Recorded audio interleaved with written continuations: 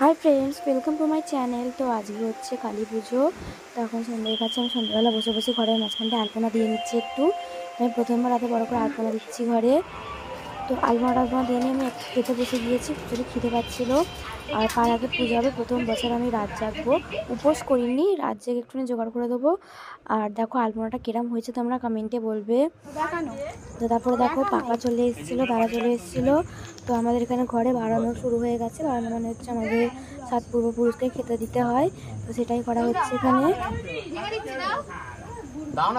তো পাপা এখানে মন ভাঙতেই পারছে না, আমি চেয়ে নিচ্ছি ভেঙে দেবো বলে।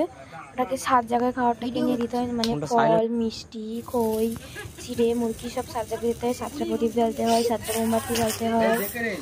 এরকম করে এটা হয় পুজোটা। একে একে এখানে সবাই পুজো করে নিচ্ছে।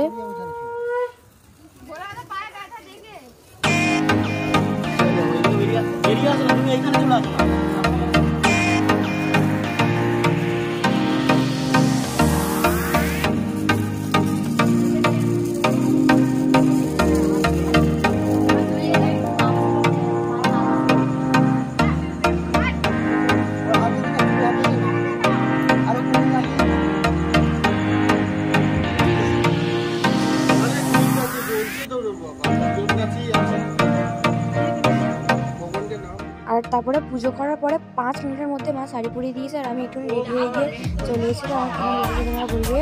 আর এটা দেখো, এটা হচ্ছে আমাদের পাড়ার কালী ঠাকুর। তো সেদিনকে পুজো করার সময় কী হয়েছিল জানি না, ঘরের চাঁদমালাটা হারিয়ে গেছিলো, তাই জন্যে পিকু তাড়াতাড়ি করে একটা চাঁদমালা কাগজ দিয়ে বানিয়ে দিয়েছে। সুন্দর লাগবে তাই জন্যে। ঠাকুরের হাতেরটা হয়েছিল, কিন্তু ঘরটা কোনোভাবে হারিয়ে গিয়েছিল। এখানে পুজো শুরু হয়ে গেছে দেখো।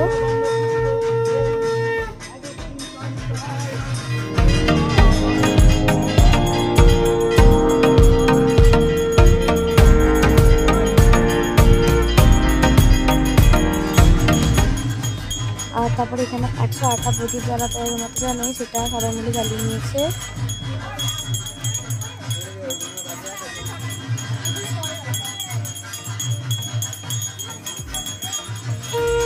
তারপর দেখতে দেখতে অনেকটা রাত হয়ে গেছে, আর এখানে দেখো আরতিও শুরু হয়ে গেছে। এবছর আমি প্রথম রাত যাচ্ছি কালী পুজোতে। এর আগে তো আমি যাতেই পারতাম না, কখনো পড়তে থাকতো, বলতো অনেক আগে রাখতে হবে না রাত। তো এবছর আমার পরীক্ষাও হয়ে গেছে, তাই জন্য আমি রাত জেগেছি প্রথমবার। আর দেখো এখানে আরতি হচ্ছে। আর এখানে আমি তো উপোস করিনি, দাদা উপোস করেনি, পিকু, তিয়াশা দি, তারপরে আরও 2-3 জন উপোস করেছিল।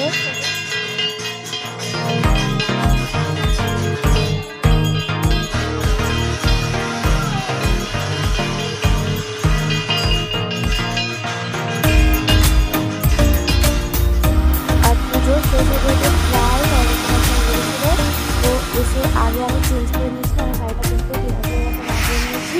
তো দেখো ছাদে চলে এসেছি আমি মিলে বাজি ফাটাতে। তো পিকু, তিয়াশা দিয়ে আমি দাদা সবাই মিলে ভোরবেলা ছাদে বাজি ফাটাতে চলে এসেছি। আর বাজি ফাটাতে ফাটাতেই না কখন দেখি সকালও হয়ে গেছে, মানে অনেকটা আলো ফুটে গিয়েছিল। আর এখন তারপর পুজোর কম্পিটিশন দেখতে, কার পুজোটা বেশি সুন্দর, কার পুজোটা বেশি ওপরে ওঠে। আমার দাদা কিছু দিয়ে মিলেই করছে।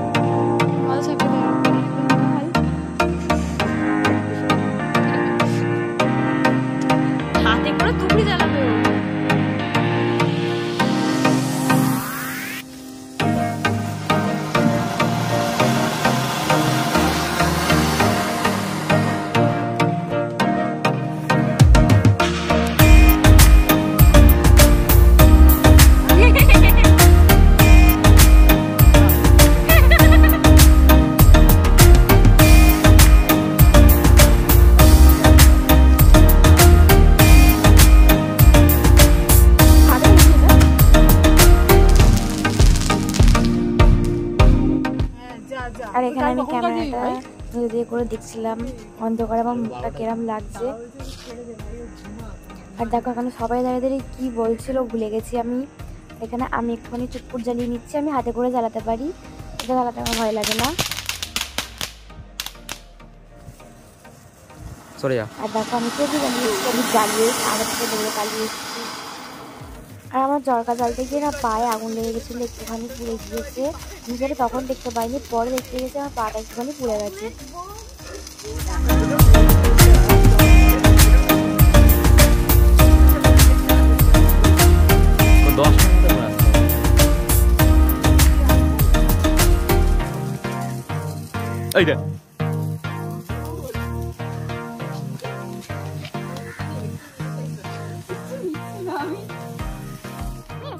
আর এখানে এখন ফানুস ছাড়া হচ্ছে, দুটো ফানুস একসঙ্গে ছাড়া হবে।